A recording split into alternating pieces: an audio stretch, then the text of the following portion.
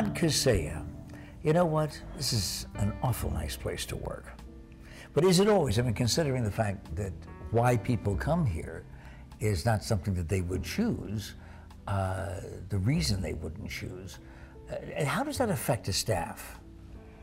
Well, Pat, I think most of the staff here are doing what they enjoy, and they're helping people at a very special time in their life, that they need this type of support, and the family, and where families can be family members and not caregivers, and let us take that role and make sure people are comfortable and give them the support to get through this part of their life. But when people find out that you work at the Sherman House and Hospice of the Valley, you probably get those quizzical expressions, or you get responses like, "Oh, how could you stand to go to work every day?" What do you say to them? I said, you know, we help people that, you know, need our help, and they can't go anywhere else at this point in their life. And that's part of a specialty in medicine and nursing that the nurses here have really been drawn to. What kind of background do you have as RN team leader? I know what the title is, and I know what your academic degree is in. But what other kinds of special background does one have? Is it necessary to have special education to work in a hospice? Well, I came to hospice about 11 years ago as a nurse, and I've been a nurse for a little over 20 years. And you know, there is a lot of training and learning. I have a background in emergency, critical care, home health care I was in, and then one day I decided to make a move and work in hospice care, and ever since then I can't imagine working in any other profession. How much does this atmosphere lend to the experience, especially when it comes to the families who visit? Well, you know, you just sometimes you feel like you're part of the family and helping them, you know, get through this. And it's a beautiful facility, and the care is incredible, and families just are so grateful. What do people ask for most of the time if they've never had hospice care before? Well, some will ask, you know, what's this all about, and am I going to be kept comfortable? How is the end going to happen?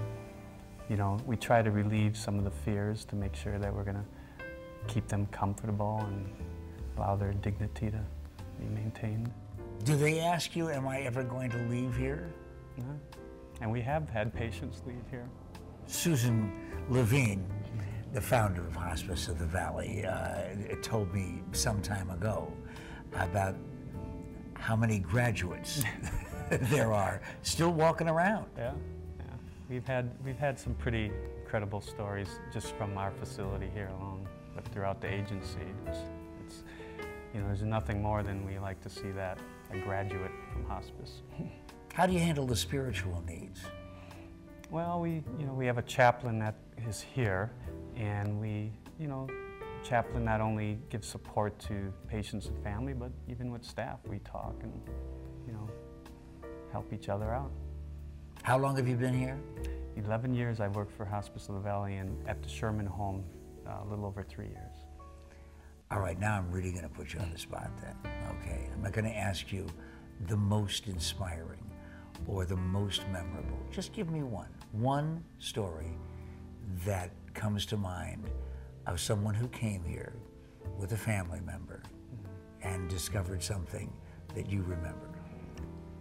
There's a lot of stories, but one of the ones that really I remember is we had a young man that was facing the end of his life with a terminal illness, and his sister was to get married in a month later, and there was no way he was going to survive that.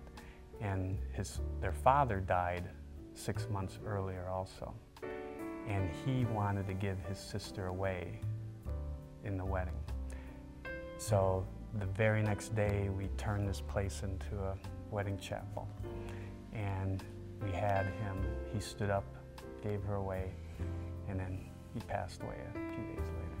Boy, am I glad I asked you for a story because I'll remember that for a long time to come. It was incredible. You seem to have joy in your work. Love it. Here at the Sherman House. Todd Koceja, it's good to know you. Thanks. Nice talking. And we'll be back on the McMahon Group in just a moment.